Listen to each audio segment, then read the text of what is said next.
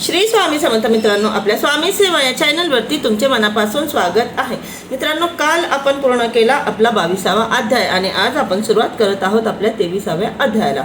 तर 23व्या अध्यायाचं नाव आहे ब्रह्म राक्षसाचा उद्धार।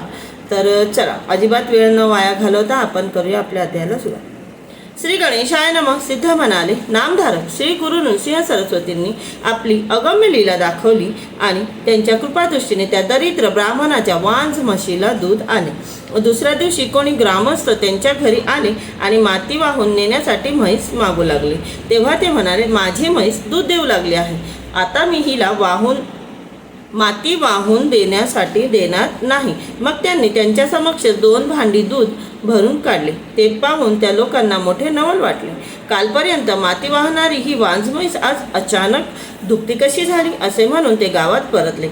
हे वृत्त हा म्हणता सर्वश्रुत झाले म्हणजे प्रत्येकाच्या कानापर्यंत पोहोचले। ही वार्ता ग्रामाधिपती राजांना कळतात ते चौकशीसाठी त्या ब्राह्मणाच्या घरी गेले। त्यांनीही त्यांना सर्व हकीकत सांगितली। ती ऐकून श्री गुरूंच्या भेटीची त्यांना उत्कंठा लागली। ते आपल्या परिवारासह संगमावर गेले। तेथे अरण्यात एकांतात राहणाऱ्या श्री गुरूंचे दर्शन घेतले।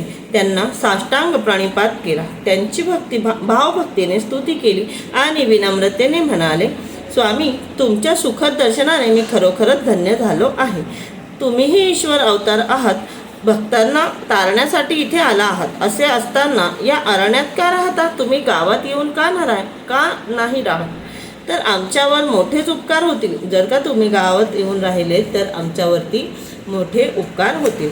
गाणगापूर पावन होईल। मी तुमच्यासाठी मठ बांधून देतो। तेव्हा भक्त कल्याणास्तव प्रकट होण्याची वेळ आली आहे हे लक्षात घेऊन श्री गुरूंनी त्यांच्या प्रस्तावास मान्यता दिली। गावोगाव जेव्हा ही गोष्ट पसरली मित्रांनो, की वांझ म्हैस अचानक इतक्या वर्षापासून जी म्हैस वांझ होती तिला तिचे मालक माती वाहण्यासाठी फक्त वापर करत होते आणि इतरांना पण माती वाहण्यासाठी ते म्हणजे देत होते आणि त्या बदल्यात ते जो काही मोबदला मिळायचा ते त्यांचे मालक घ्यायचे। पण अचानकच जे नृसिंह सरस्वतींनी दिलेल्या आशीर्वादामुळे, त्यांनी केलेल्या चमत्कारामुळे ती म्हैस अचानकच दूध देऊ लागली। ही वार्ता गावोगावी पसरली आणि ते प्रत्येकाला नृसिंह स्वामींना भेटण्याची इच्छा होऊ लागली, त्यांचे दर्शन घेण्याची इच्छा होऊ लागली। तर जे एक त्यांच्या गावचे जे राजा होते त्या राजांनी सुद्धा त्यांची भेट घेतली स्वामींची आणि त्यांना बोललं की तुम्ही कोणी साधेसुधे अवतार नाही आहात, तुम्ही कोणी साधेसुधे ब्राह्मण नाही आहात, तुम्ही नक्कीच कोणीतरी दिव्य अवतार आहात, जे तुम्ही लोकांच्या कल्याणासाठी तुम्ही इथे आला आहात। तर तुम्ही इथे राहू नका, तुम्ही गावात चला, मी तुमच्यासाठी मठ बांधून देतो। तर त्यानंतर स्वामींना सुद्धा असं वाटलं की आता लोककल्याणाची वेळ आली आहे आणि त्यांनीही त्या राजांना संमती दिली। त्यांचा होकार मिळाल्याने राजांना खूप आनंद झाला। त्यांनी श्री गुरूंना पालखीत बसवून नानाविध वाद्यांच्या गजरात समारंभपूर्वक नगराकडे नेले। तिथे वेशीवर जमलेल्या लोकांनी त्यांचे उत्स्फूर्त स्वागत केले, त्यांना औक्षण केले आणि सन्मानाने नगरात नेले। त्या गावच्या पश्चिमेस एक उत्तुंग पिंपळ होता। त्यांच्याजवळ एक ओसाड घर होते।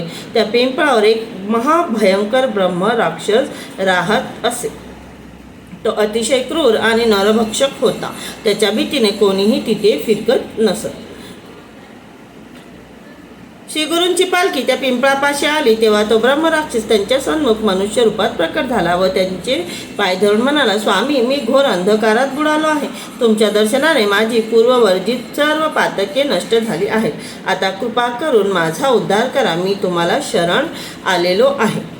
त्यावेळी त्यांची आर्तता जाणलेल्या श्री गुरूंनी आपला वरदहस्त त्यांच्या मस्तकी ठेवला व म्हणाले, आता असाच संगमावर जा, तिथे नदीत स्नान कर, तू मुक्त होशील। त्यांच्या आज्ञेने तो संगमावर गेला। तिथे स्नान करून काठावर आला आणि धारण केलेला मानवी देह सोडून तत्काळ मुक्त झाला। ज्यावेळी गुरूंना, स्वामींना, श्री नृसिंह सरस्वती स्वामींना ते राजा आणि गावचे लोक यांचे स्वागत करून गावामध्ये घेऊन येतात, त्यावेळी तिथे झाडावरती लटकलेला एक ब्रह्मराक्षस म्हणजे आपण बोलतो ना आत्मा, एक आत्मा जी झाडावर लटकलेली होती, तो मनुष्य देह धारण करून स्वामींचे दर्शन घेतो, त्यांना भेटतो आणि त्यांना मनुष्य रूपात भेटून तो बोलतो की मी खूप अंधकारात आहे, परंतु स्वामी तर स्वामी आहेत. ते त्यांना ओळखून घेतात की हे कोण आहे. तरीही ते त्याच अवस्थेत त्यांना आशीर्वाद देऊन बोलतात की आता तू थेट संगमावरती जा, आंघोळ कर आणि मग तुला मुक्ती मिळेल. तर तसंच स्वामींनी सांगितल्याप्रमाणे तो ब्रह्मराक्षस सुद्धा नदीवरच्या संगमावरती जातो, तिथे जाऊन स्नान करतो आणि त्यानंतर त्याला मुक्ती मिळते. तो प्रकार पाहिलेले लोक आश्चर्य करू लागले. ते म्हणाले, गाणगापुरात आलेले यतीश्वर साक्षात त्रयमूर्ती आहेत, त्यांचे चरण दृष्टीस पडले, हे आपले भाग्य असो. तेथील राजांनी श्री गुरूंसाठी एक सुंदर मठ बांधून दिला. ते त्यांची नित्य भक्तिभावाने पूजा करत असत. श्री गुरु अनुष्ठानासाठी रोज संगमावर जात असत. मध्यान्ह समय गावामध्ये परतून येत असत. एखादे वेळी राजा त्यांना पालखीत बसवून इष्ट त्या ठिकाणी घेऊन जात असत. त्यावेळी त्यांच्या दळभारही बरोबर असे. वास्तविक त्या ऐश्वर्याची व लावाज्यमयाची श्री गुरूंना काहीच आवश्यकता नव्हती, पण राजा अत्यंत भाविक असल्यामुळे भक्ताधीन श्री गुरु त्यांना समाधान वाटण्यासाठी त्यांच्या इच्छेला मान देत असत. हळूहळू सर्वदूर ख्याती झाली. त्यावेळी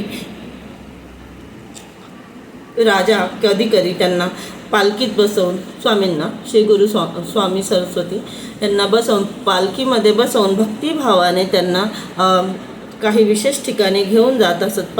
आणि त्यावेळी त्यांच्यासोबत राजाचं जे काही सैन्य वगैरे सगळ्या सुखसुविधा त्यांच्यासोबत असत.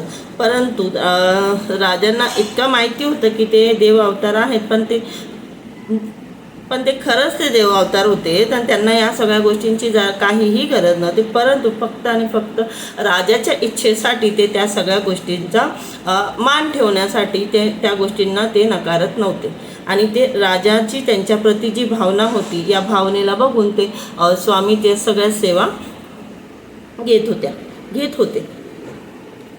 त्यावेळी कुमसी गावात त्रिविक्रम भारती नावाचे एक तपस्वी ब्राह्मण राहत होते. त्यांना तीनही वेदांचे ज्ञान होते. ते नृसिंहाची नित्य मानस पूजा करत असत. त्यांनी श्री गुरूंची कीर्ती ऐकली आणि पालखीतून हिंडणे, लोकांच्या इच्छेनुसार वागणे, ऐश्वर्यात राहणे हे खेळ चतुर्थाश्रमाला शोभत नाही. हे यती नक्कीच दांभिक असावेत असे म्हणून त्यांची निंदा करू लागले. अंतर्ज्ञानी श्री गुरूंनी ही गोष्ट जाणली आणि त्यांना भेटायचे ठरवले. या सगळ्या गोष्टी चालू असताना तिथे गावामध्ये एक त्रिविक्रम भारती नावाचे एक ब्राह्मण राहत होते. तर त्या सगळ्या गोष्टी बघून त्यांना असे वाटत होते की यतींना या सगळ्या जे ब्राह्मण असतात त्यांना या सुखसुविधा भोगण्याची काहीच गरज नसते, त्यांच्यासाठी या नसतातच आणि नक्कीच हे कोणीतरी भोंदू बाबा असतील जे लोकांना फसवत आहेत असे त्यांना समजले. आणि हे त्यांना असं वाटत आहे हे नृसिंह सरस्वती स्वामींना समजलं. तेव्हा स्वामींना त्यांना भेटण्याची खूप इच्छा झाली. नामधारक त्यानंतर काय नवल घडले ते सांगतो, ऐका. तर मित्रांनो, हा जो अध्याय 23व्या अध्यायामध्ये इतकंच. पुढील कथा पुढच्या अध्यायामध्ये. भेटूया पुढच्या वेळेस. श्री स्वामी समर्थ मित्रांनो.